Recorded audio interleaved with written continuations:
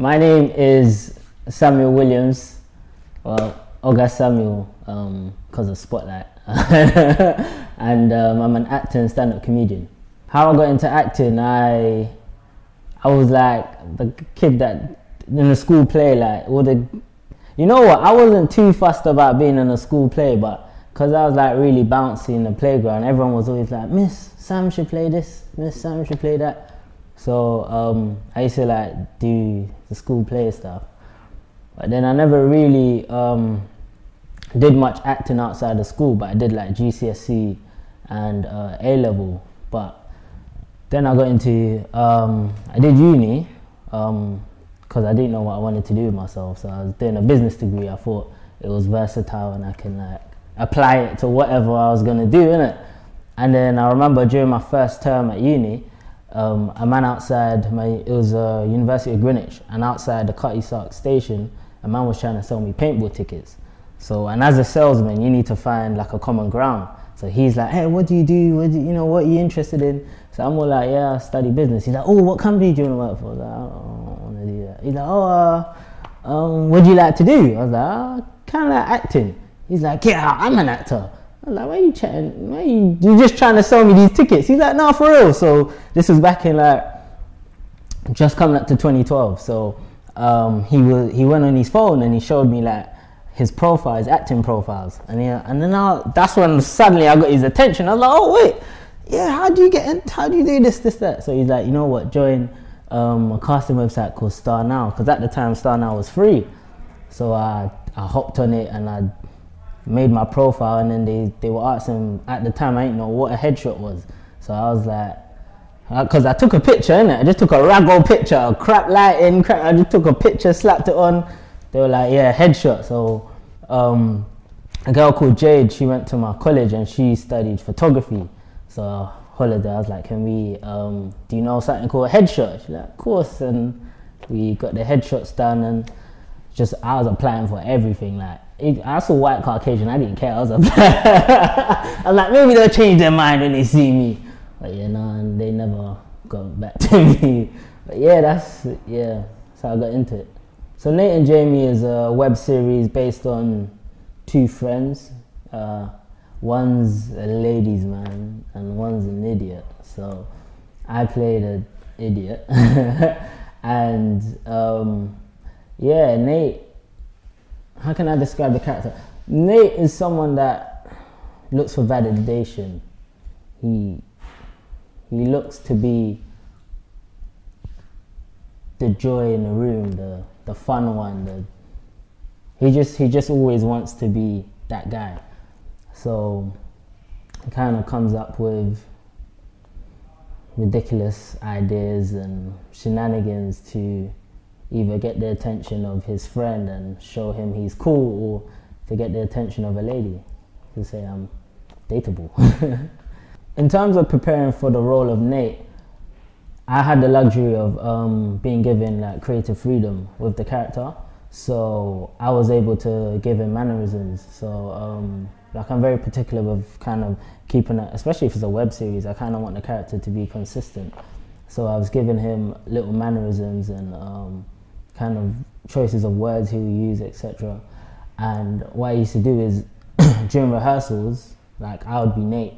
So like when we finished rehearsing, I'm still Nate. So I was Nate like all day, if that made sense.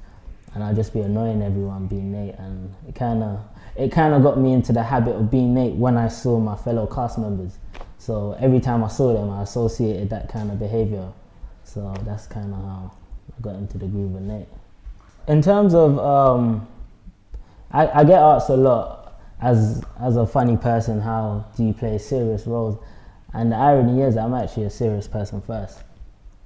Like, I'm business-minded first. I'm a maths guy. So I used to get straight A's in maths. I'm very like rational, logical, problem solving, critical thinking.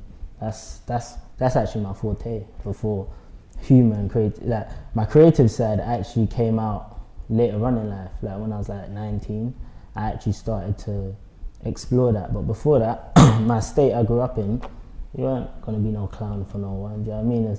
It wasn't something I pursued or really explored. So being serious always came first.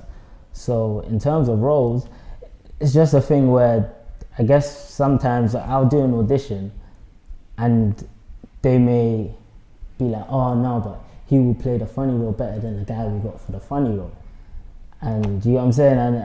But in terms of me as an actor, like, I feel my growth as an actor has come with my growth, like my personal development. So like me learning about kind of raising my EQ, like my emotional intelligence, being aware of my emotions, my feelings, expressing it more. It's helped with me as an actor, as a serious actor, because I'm able to make actors' decisions and understand why someone will react in certain situations. What it's like working with Kashif Boothe, for me it's been enjoyable. He has a lot of faith in me. He doesn't really breathe down my neck, which I enjoy, especially because I'm fully capable sorting things out myself, working on things, etc. So I like the fact that he gives me license to roam, and he's very open to criticism. He's very open to feedback, and I enjoy that because I like to kind of analyze or give my suggestions, and me being a diva, I kind of want my opinion to be taken on board. Even if you don't like it, just listen. So yeah, it's nice working with him. As I got into acting and I started to have friends and relationships with people that act, I see how much our lifestyles and how much our obstacles vary. So for instance, before acting, I've always kind of been like, my financial income's been kind of quite sustainable in terms of like it's quite self-sustained.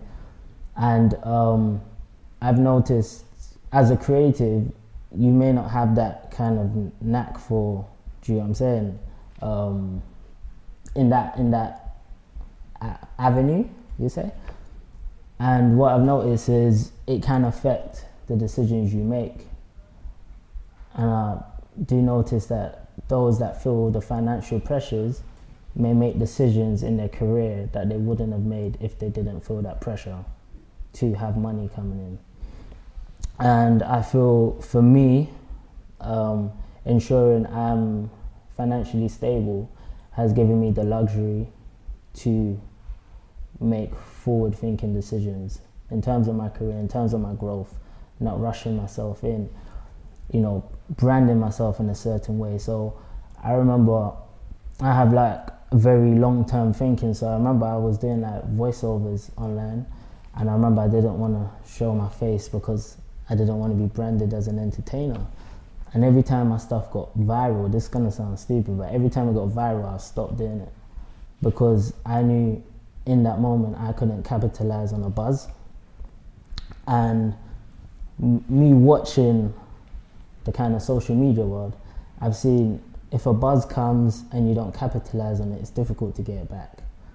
And I didn't want my buzz to come too early where I didn't have the material or whatever I needed to capitalize on it. So rather than doing that, I just let it settle down and I just continued working on myself. Yeah. What is it like being a stand-up comedian? It is hands down the most challenging thing ever, and I've got cojones. Like I'm not intimidated to try things, and stand-up comedy is definitely the most challenging thing because it's so stripping, it's so bare. As an actor, if right now you don't like my performance, it can be down to the production value, it can be down to the directing, it can be down to the script writing, it can be down to so many things. But as a stand-up comedian, if they don't like you, they don't like you. Because that's you. That's not even a character, that's you. So you're in a very vulnerable position, and it's so subjective. And the other thing with stand-up is the fact that you're in a room, right, with these people. You don't select this audience. In regards to online, if you post something online, those that like it will draw to it. Those that like it will share it to those that will be drawn to it. Whereas with stand-up, it can be great, but the room won't find it great. Do you get what I'm saying? But they're not gonna share or retweet or like it or share it to those that will like it. It's just those people in the room. And that can really, if you don't have the mental resilience, that can really play on your head. If you struggle with your own like security or confidence, that can really play on, that can play inside you. So as a comedian, it's very challenging mentally, but if you believe in yourself, it's just you acknowledge it's just a journey. It's just a journey. There is no handbook, there is no guide, there is no way of knowing how to do comedy other than doing it. Because it's not, no matter how much you do it in the mirror, you're not gonna know people's reaction. Like music, you can go to the studio and you can perfect it, or you can tweak it, get the engineer to add all these effects. But with stand-up, until you go on that stage, you're not gonna know. And by messing up, that's how you make your jokes great. Because by messing up, you actually work out, okay, this is what I need to pick out from it. Okay, this is what worked. And you have to mess up quite a few times to really get a grasp of it. So it's fun, it's challenging, and I enjoy it. What I've got planned for the rest of the year, I've got some workshops I'm working on, because I'm trying to promote creativity with kids in what they call underprivileged areas. I've been teaching free acting workshops on Mondays in Aylesbury Estate. I'm trying to expand on that, because the area I grew up in, creativity wasn't really encouraged, and I didn't really explore it till later in my life, and I don't really want kids to be deprived of that. So I'm focusing on that. And stand up, I've been getting a lot more shows now. I got my first overseas shows recently, which was great. White people love me. Scandinavian people, they like me. And yeah, just got quite a few ventures. I'm gonna keep a bit hush, you know what? It's looking good. It's looking good still.